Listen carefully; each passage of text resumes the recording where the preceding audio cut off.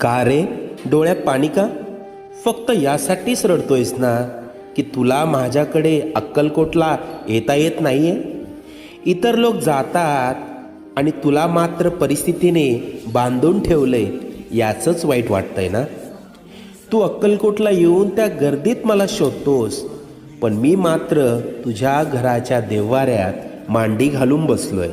बाळा, मी अक्कलकोटला राजा म्हणून बसतो, लोकांची संकटे दूर करायला. तुझ्या घरात तुझे आईबाप म्हणून वावरतोय, तुझ्या कुटुंबाला सांभाळायला.